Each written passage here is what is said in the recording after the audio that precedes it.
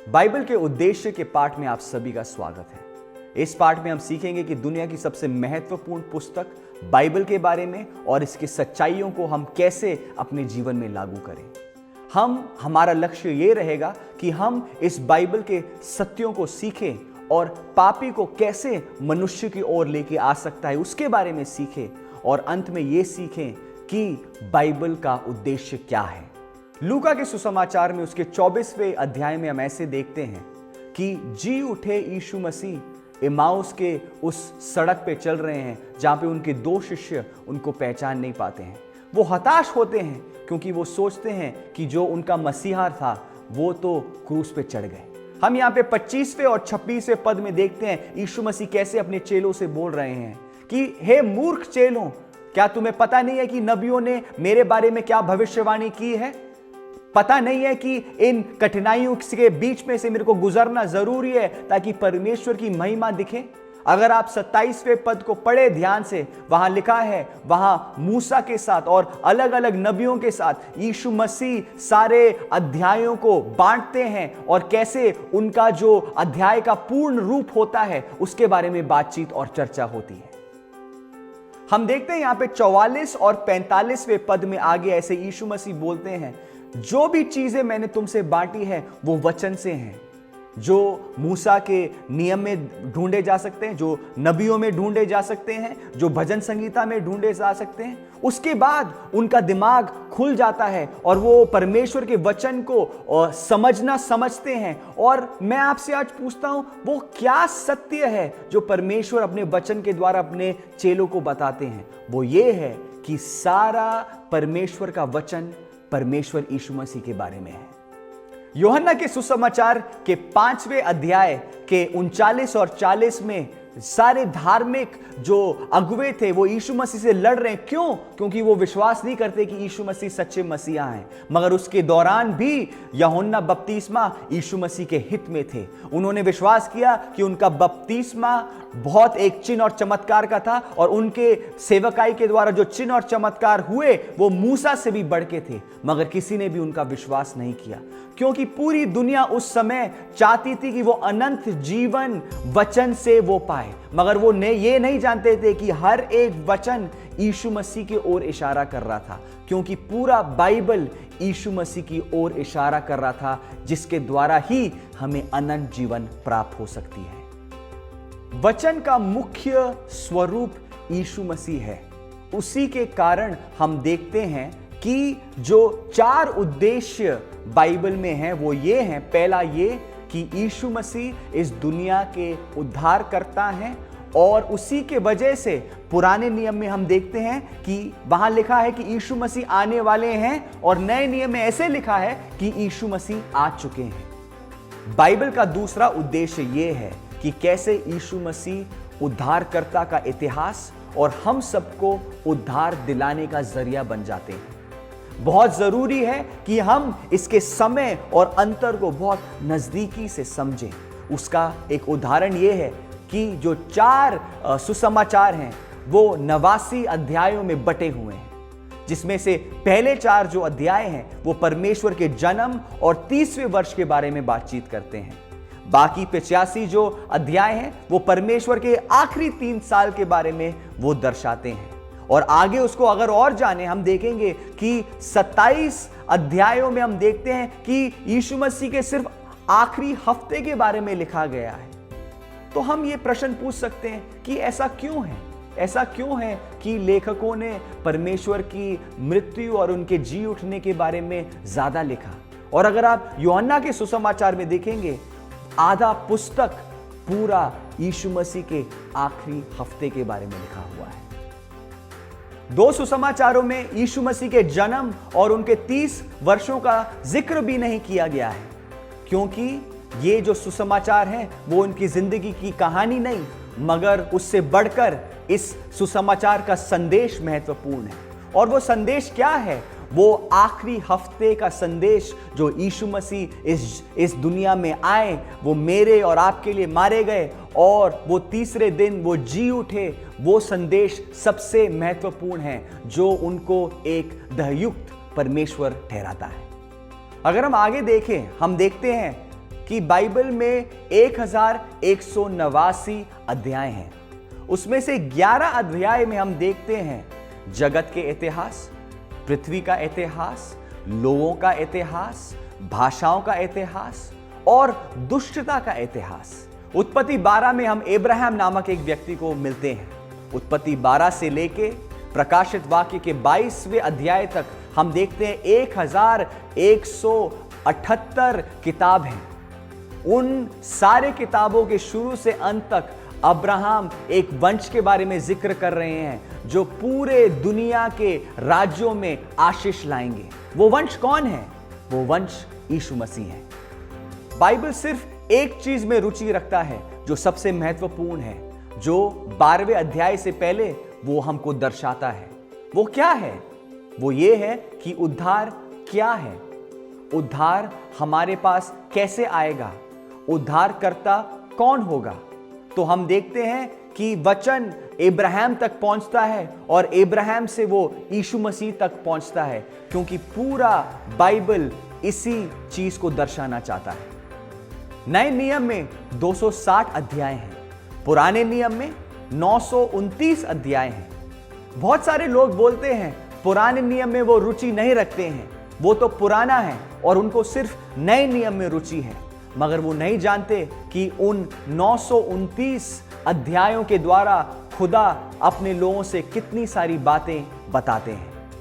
Bible का तीसरा उद्देश्य, जैसे प्रेरित पौलुस कहते हैं, परमेश्वर के अच्छे काम हमारे जीवन में दिखने चाहिए। परमेश्वर का वचन अविश्वासी के लिए नहीं मगर विश्वासी के लिए है। तो चाहे आप पुरुष हो या स्त्री, परमेश्वर के अच्छे काम परमेश्वर के वचन के द्वारा आपके जीवन में दिखने चाहिए। तो आप इन 66 पुस्तकों के द्वारा इन सत्यों को जानें और अपने जीवन में इन सत्यों को लागू करने की कोशिश करें। बाइबल का चौथा उद्देश्य हम देखते हैं यूहन्ना के सुसमाचार में, जो अविश्वासी की ओर संबोधित किया गया है। यूहन्ना 20:31 में ऐसे लिखा है, बहुत सारे चिन्ह और चमत्कार जो यीशु मसीह ने अपने चेलों के दौरान किया वो इस पुस्तक में नहीं लिखे हैं। वो इसलिए है ताकि आप यीशु मसीह पे विश्वास करें और उसके नाम के द्वारा आपको अनंत जीवन प्राप्त हो। इसी कारण से यूहन्ना का सुसमाचार एकमात्र पुस्तक है 66 पुस्तकों के बीच में से जो एक अविश्वासी की ओर संबोधित किया गया है। बाइबल के आखिरी उद्देश्य का संक्षिप्त ये है कि खुदा अविश्वासी से कह रहे हैं और उनका संदेश ये है कि मन फिराओ और सुसमाचार में विश्वास करो। जब एक अविश्वासी अपना मन फिराता है और परमेश्वर के सुसमाचार को विश्वास करता है, बाकी जो 66 पुस्तक हैं जो सत्य से भरी हैं वो उनको आगे जाने में मदद करता है। तो ये 4 उद्देश्य बाइबल के क्या हैं? पहला, यीशु मसीह को प्रस्तुत करना, कैसे वो एक उद्धार करता है और कैसे उनके द्वारा हमें उद्धार प्राप्त होती है। और फिर हम देखते हैं कैसे वो इतिहास उद्धारता का हमको समझाते हैं। तीसरा, कैसे एक अविश्वासी इस यीशु मसीह पे विश्वास कर सकते हैं। और आखिरी में, एक विश्वास करना व्यक्ति कैसे इन अच्छे कामों को परमेश्वर के वचन से परमेश्वर की महिमा के लिए इस्तेमाल कर सकते हैं। अब हम बाइबल के इतिहास के तरफ अपने ध्यान को मोड़ते हैं और ये प्रश्नों का जवाब देने की कोशिश करते हैं। कौन है वो लोग जिन्होंने बाइबल को लिखा? कब और कहां इसे लिखा गया? इसको किस भाषा में लिखा गया? क्या इसकी असली दस्तावेज कहीं उपलब्ध है? कौन है वो लोग जिन्होंने इन पुस्तकों को हमारे लिए संभाल के रखा? किन्होंने इन पुस्तकों का चयन किया और इन पवित्र किताबों का संग्रह बनाया? कौन थे वे लोग जिन्होंने इन पुस्तकों का चयन किया और उनको किसने अधिकार दिया उन पुस्तकों का चयन करने के लिए? बाइबल को इस रूप में किसने आयोजित किया? अगर आप कहते हैं कि आप बाइबल का अध्ययन करते हैं और इस बाइबल के आप एक अच्छे शिष्य हैं, तो ये प्रश्न जानना आपके लिए बहुत अनिवार्य है। आखिर में इस पुस्तक को किसने लिखा? खुदा ने लिखा? इसका क्या मतलब है? इसका उत्तर देता है प्रेरणा। परमेश्वर की प्रेरणा का जो चमत्कार हुआ उसके द्वारा परमेश्वर ने लेखकों का हाथ लेके इन पुस्तकों को लिखा, जिसके द्वारा बाइबल उत्पन्न हुआ। परमेश्वर के वचन को जानने के लिए दो शब्द बहुत महत्वपूर्ण हैं। पहला, प्रकाशन। प्रकाशन वो जरिया है जिसके द्वारा खुदा मनुष्य से बातचीत करते हैं।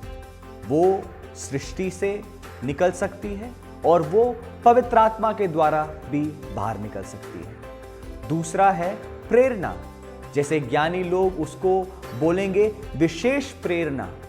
परमेश्वर ने लोगों के द्वारा प्रेरणा से पुस्तक को लिखे, जिसके द्वारा बाइबल उत्पन्न हुआ। 1600 सालों के दौरान ये बाइबल उत्पन्न हुआ। और अगर आप देखेंगे AD 90 में यूहन्ना ने जो प्रकाशन लिखा, उसमें उसने ऐसे कहा कि इस प्रकाशित वाक्य से कुछ भी जो निकालेगा उस पे महामारी आएगी, और इस प्रकाशित वाक्यों से एक भी चीज घटानी नहीं चाहिए। लोग कहते हैं कि यूहन्ना ने यह सिर्फ प्रकाशित वाक्य के लिए बोला था कि कुछ भी डाला या घटाया नहीं जाना चाहिए, मगर बहुत सारे लोग विश्वास करते हैं कि ये पूरे बाइबल में लागू होना चाहिए, जहां कुछ भी डाला या घटाया नहीं जाना चाहिए, क्योंकि ये एक चमत्कार है जिसको एक विशेष प्रकाशन कहा जाता है। ये एक प्रश्न को उठाता है, वो ये है कि क्या परमेश्वर हमसे व्यक्तिगत रूप में बातचीत करते हैं? हाँ, वो करते हैं। आगे एक और प्रश्न ये है कि व्यक्तिगत प्रकाशन और विशेष प्रकाशन में कौन सा ज्यादा महत्वपूर्ण है? इसका उत्तर यह है कि विशेष प्रकाशन व्यक्तिगत प्रकाशन से ज्यादा महत्वपूर्ण है। इसका एक उदाहरण यह है कि जब कोई अपने पासबान के पास आते हैं और वो कहते हैं कि मैं अपने पत्नी को छोड़ना चाहता हूं, और पासबान उनसे पूछते हैं क्यों, क्या आपकी पत्नी आपसे अविश्वासी थी? और वो व्यक्ति बोलते हैं नहीं, परमेश्वर ने मेरे को बोला है कि उनको छोड़ने के लिए। तब पासबान का हक बनता है कि वो विशेष प्रकाशन के आधार पे बोलें कि परमेश्वर के वचन में लिखा है कि आप अपने पत्नी को नहीं छोड़ सकते हैं। तब हमें पता लगता है कि कभी भी असली व्यक्तिगत प्रकाशन, विशेष प्रकाशन जो बाइबल में लिखा है, उसके विरोध कभी नहीं जाएगा। आप हमेशा सतर्क रहें जब आप बोलें कि खुदा ने मेरे को बोला है। बहुत बार ऐसे होता है कि आप अपने आप में बोलते हैं क्योंकि खुदा ने आपसे बातचीत नहीं किया होता है। जब आप प्रकाशन के बारे में सोचें, जब आप प्रेरणा के बारे में सोचें, आपको समझने की जरूरत है कि दुनिया के लोग उनको तर्क, कारण पे ज्यादा जोर देते हैं। तो वो बोलते हैं हम प्रकाश पे विश्वास नहीं करते, हम सिर्फ अपने दिमाग पे विश्वास करते हैं। मगर जब हम एक मसीह बन जाते हैं, बहुत जरूरी है यह समझने के लिए कि हम परमेश्वर के वचन को एक प्रकाशन मान के उसके द्वारा सही और गलत में फर्क हम देख सकते हैं। अब प्रश्न उठता है कौन थे वो लोग जिन्होंने बाइबल को लिखा, जिन्होंने बाइबल के पुस्तकों को एक संग्रह बनाया? वे थे राजा, मछुआरे, गडरिए, प्रधान, नेता, उनमें से एक वैद्य भी थे और एक चुंगी लेने वाले भी थे। बहुत प्रकार के लोग प्रेरणा के द्वारा ये संदेश को बाइबल के तौर में हमको पहुंचाया। कवि ड्राइडन ऐसे कहते हैं कि स्वर्ग से निकले हुए ऐसे कला ना होने वाले लोग जो अलग अलग युग में पैदा हुए, जो अलग अलग दुनिया के भागों से निकले, उन्होंने इतने सारे सत्यों को कैसे मेल किया? या क्यों ऐसा है कि इन सारे लोगों ने इन सारे चीजों को मिला के क्या हमसे वो झूठ बोल रहे हैं?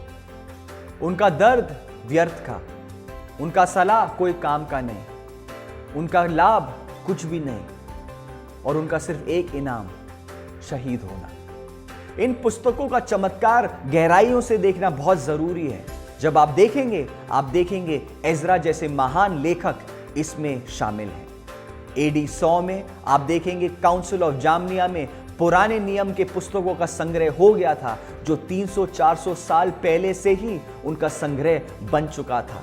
जब आप देखते हैं AD 692 में काउंसिल ऑफ ट्रूलन में नए नियम के पुस्तकों का संग्रह आ गया था, मगर वो संग्रह एडी 382 में काउंसिल ऑफ रोम में एक शताब्दी पहले ही बन चुका था। ऐसे ही धीरे धीरे करके बाइबल का पूरा पुस्तकों का संग्रह एक तरफ जुड़ गया। पुराने नियम में किताबों का चयन इस प्रकार होता था कि वो नबी या सरदार के इज्जत के तौर पे देखते थे कि इस किताब को शामिल करे या नहीं।